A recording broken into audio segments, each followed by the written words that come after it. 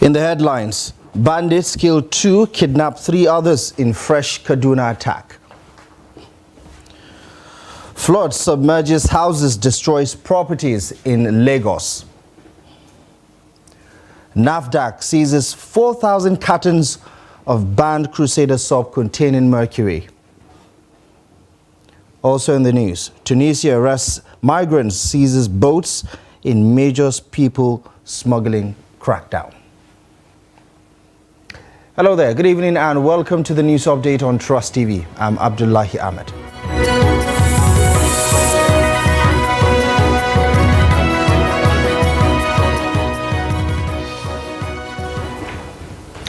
We begin the update in Kaduna, where 2 persons have reportedly been killed and 4 others kidnapped by bandits in an attack at Dogonoma Ungwang Gamu community in Kajuru local government area of Kaduna State. Now, residents in the area say many have sustained gunshot injuries during the attack. The police in Kaduna State is yet to confirm the attack, but a community leader at Kafuna says the incident happened in the early hours of Friday when the bandits invaded the community and started shooting sporadically, killing 2 people in the process. And in Adamawa State, the State Police Command has confirmed the arrest of a 23-year-old suspect and resident of Angwanchamba in Tongo local government area of the state on the allegation of rape. According to a statement by the command spokesperson, SP Suleiman Yahya Nguroje, the suspect had on September 12th visited the victim as a friend and later offered her an intoxicating drink. The victim, who later fell unconscious, was then raped by the suspect. According to the statement, the suspect has already confessed to the crime. The State Police Commissioner, Afolabi Babatola, has ordered an immediate prosecution of the suspect upon completion of the police investigation. Residents in most parts of Lagos are reeling from the devastating impact of flooding after heavy downpour across the state early on Saturday. Now, floodwaters have submerged houses in the affected areas in Okobaba, in Agege, Egbeda, Itokun, Jegule and Ojo are some of the worst hit areas as the flood swept through streets and houses. The flood submerged houses and flooded streets across the areas as residents were seen fighting the water from taking over their homes completely.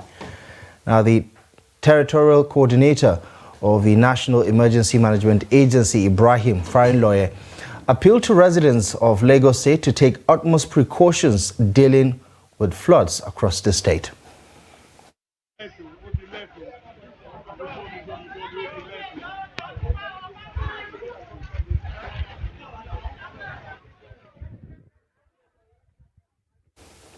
Still staying in Lagos, the state government has announced the postponement of the planned works on the failed sections of the Third Mainland Bridge.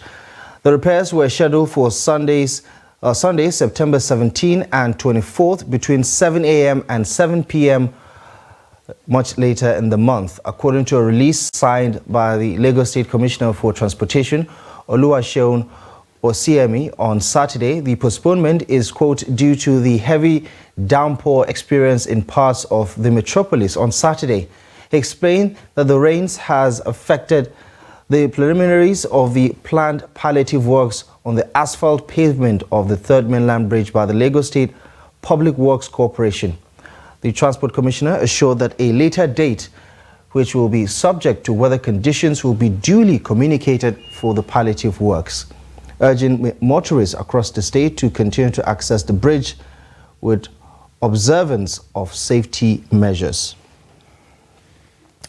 A few days after authorities identified overloading, disregard for adverse weather conditions and the failure to use life jackets as factors responsible for the recent spate of boat accidents in Adamawa State, residents of Mayo Ine, Rugange and Gurin communities say lack of a bridge remains a big challenge militating against their movement across the area. Salis Lawan visited the communities affected by the boat mishaps recently and filed in this report.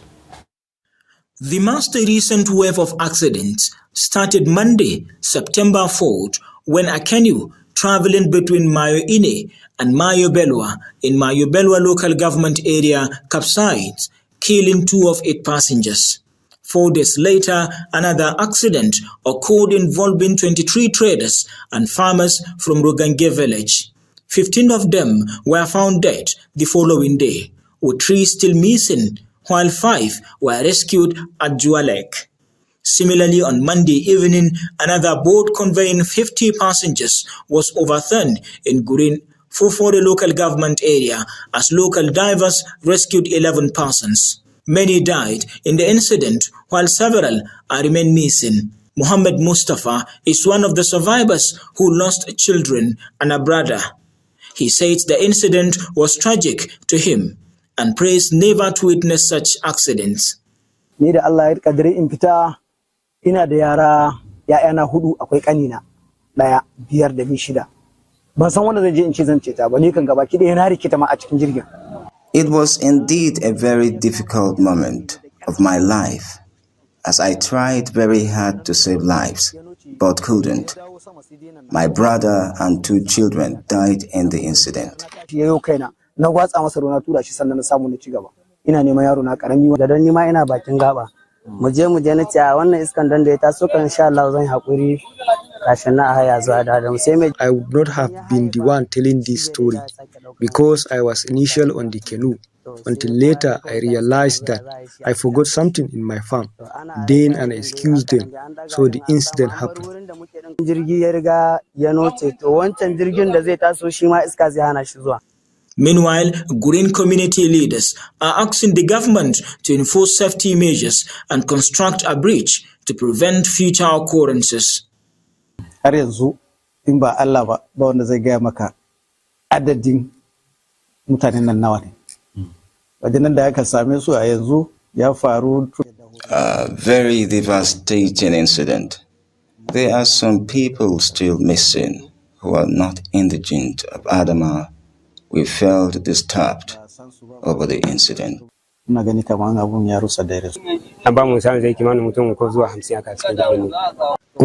the middle of the river when the windstorm started.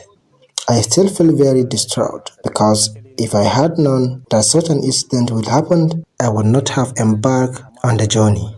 You see, one thing with flash floods, it does not mean as soon as it happened, there will be needs on ground. No, there won't be. But in case we witness any, the Adamawa State Emergency Management Agency, I am certainly sure, is well prepared to attend to it. Governor Ahmadu Umaru Fintri, who paid a condolence visit to Gurin on Tuesday, directed all relevant agencies to enforce safety standards, which include a ban on overloading and compulsory use of life jackets on the waters. Salis Lawan, Trust TV News, Yola. Now, one person was reportedly killed in a head-on collision involving 2 buses at Elete village along Lokoja-Ajakuta Federal Highway in Kogi State. An eyewitness says the accident occurred around 10 minutes past 8 on Saturday morning. Now, the Kogi State Sector Commander of the Federal Road Safety Corps, Samuel Oyedeji, confirmed the incident, saying one person, the driver of a J5 bus, died on the spot, while 3 others sustained various degrees of injuries from the accident. He said the injured have been taken to the Lokoja Specialist Hospital for treatment, while the community members have taken the corpse of the dead J5 driver for burial rites. The Nigerian Senate on Saturday dismissed media reports that some aggrieved members of the Senate were plotting to impeach Senate President Godswill Akpabio. Some media outfits had on Saturday reported that some lawmakers were plotting to impeach the Senate President. The reports claim that some unidentified senators had already met in Saudi Arabia to perfect their moves. But the Senate spokesperson in a statement described the report as a ruse. Akpabio also dismissed the report, describing it as a complete imagination laced with malice to achieve what senators are yet to comprehend. He said the Senate under his leadership is stable and unperturbed by what appears to be a syndicated media attack from the outside of the National Assembly. Infidelity among couples is forcing men to embrace paternity tests, also known as DNA test, to ascertain the biological connection with their children. Now, the growing mistrust among many couples in the society appears to be fueling the popularity of paternity tests, especially among modern couples. Hamid Oyegbade reports. Many believe that only the mother knows the father of our children. Mostly, the men rely only on the physical resemblance as the main determinant of paternity. However, when a man begins to suspect his wife of fidelity, he would go extra mile to ascertain the paternity of their children. She left my place. After a few months, she came back telling me she had gotten pregnant for me. Okay. At a point, I didn't deny accepting the pregnancy. So he left again after I told her to even come with evidences that I was the real owner of the pregnancy. She said I should just be sending her money or money. Why will I be sending you money without having the evidence that you actually got pregnant for me? So at a point, she went away. That it's better you say the truth at the right time to avoid stories that touches, because when the paternity test is finally done and it is realized that the child is not for the man, there's no story that you are going to be presented that it will be accepted from you. That's the only way you can really prove, if this child is yours and this child is yours. And it shouldn't be limited to issues of paternity. You get me? There are so many there are so many things you can discover concerning yourself when it has to do with DNA testing. In Nigeria, recently, there's a study that was done by DNA laboratory or DNA testing center that says about 73%, only about 73%, only 73% of cases of paternity dispute turned out that the father is the real owner of the kids. So that means basically you are saying about 25%. That's like 1 out of 4 children. Meanwhile, the idea of running DNA tests is seen as a good thing as it helps in resolving paternity controversies. Hamid Oyegbade, Trust TV News, Oshogbo. We live in very interesting times. You're watching the news update on Trust TV. Coming up ahead, we'll tell you a story about local cab traders lamenting low patronage. Details coming up after the break.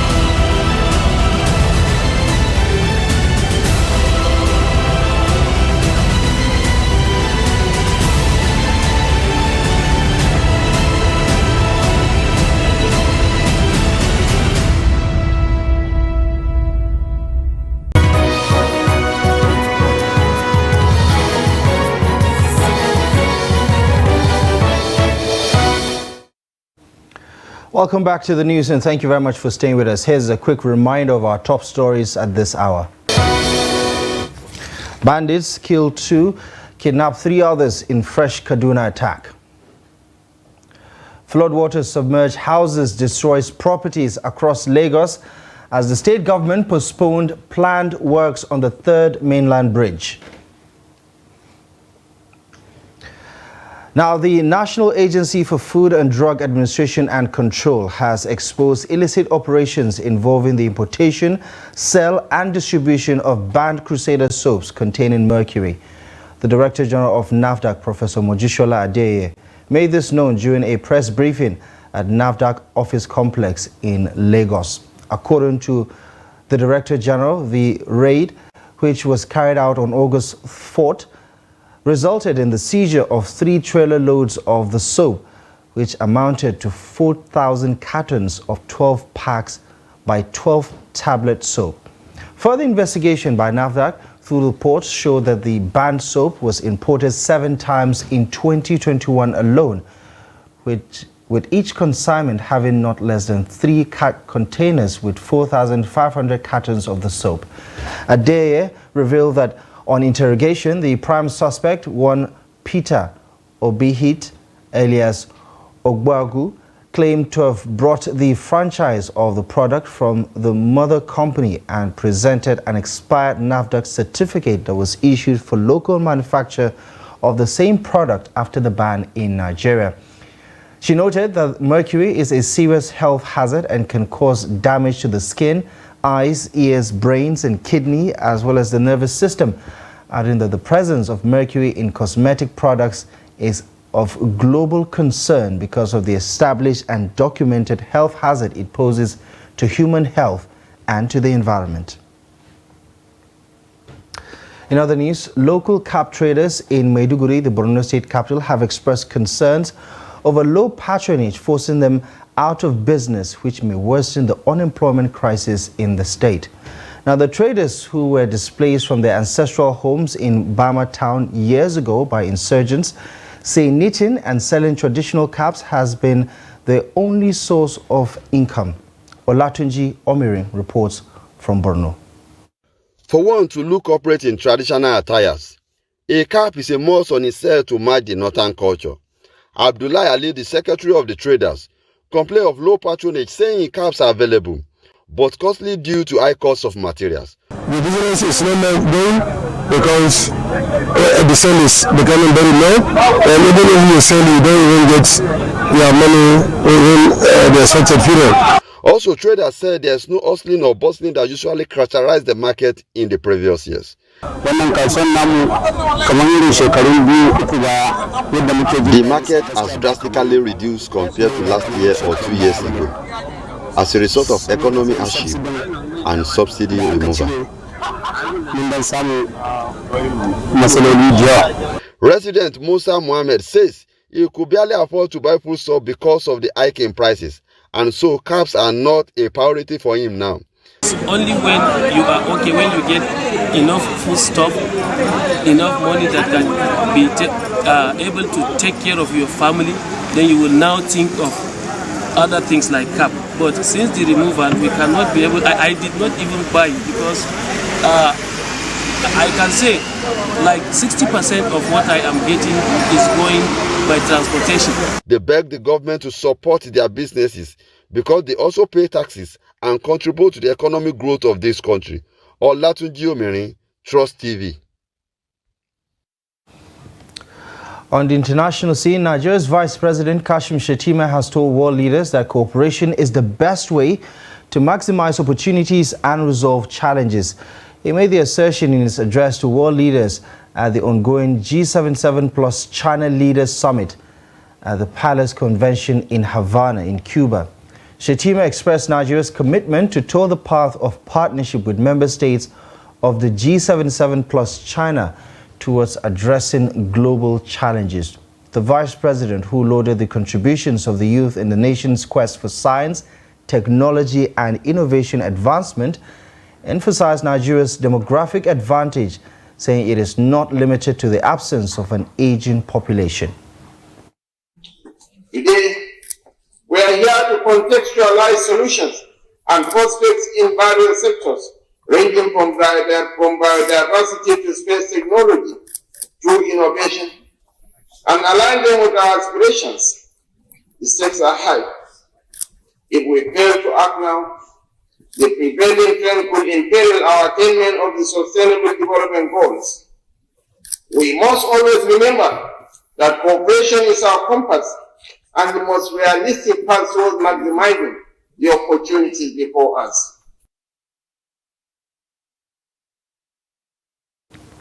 Elsewhere, Tunisian police, supported by planes and anti-terrorism units, have arrested hundreds of migrants and seized boats on Saturday in a major crackdown on people smuggling in the coastal region of Sfax, a key departure point for migrants heading to Europe. The operation, which the government say was ordered by President Kais Saied, came as the Italian island of Lampedusa struggles with a record number of migrants crossing from North Africa by boats. Tunisian National Guard units raided homes where hundreds of migrants were staying, intercepted trucks carrying migrants towards the beaches, and seized vessels used by smugglers, according to officials and eyewitnesses. Several suspected smugglers were detained in the operation involving planes, police dogs, military trucks, and hundreds of police officers in the towns of Jebeniana, Kerekena, Sartia, and Sfax, the capital of the governorate. Now, Said ordered the crackdown to confront the, quote, unacceptable influx of migrants, according to the Ministry of Interior. Talking sports now, Heartland Football Club has secured the signing of Ejike Ozuechi and Samuel Onukwebe ahead of the commencement of the 2023-2024 Nigeria Premier Football League season. Ozuechi joined the Naze Millionaires from Sunshine Stars, while Onukwebe moved from the reigning NPFL champions Eimba. Both players were handed contracts after successful trials with the clubs. Ozuechi played a key role for Sunshine Stars as they picked a playoff spot on the final day of last season. The versatile centre-back signing will be a big addition for Christian Obi's side when the season begins. Onukwebe was released by Eimba at the end of last season. Now, Heartland secured promotion to the NPFL after lifting the 2023 Nigeria National League title. Well, that's it. You're up to date with the latest news stories at this hour. We'll be back with more a little bit later at 9 o'clock. But for now, feel free to follow us across our social media platforms for more content and visit trusttv.com for more news. My name is Abdullahi Ahmed. Thank you for watching.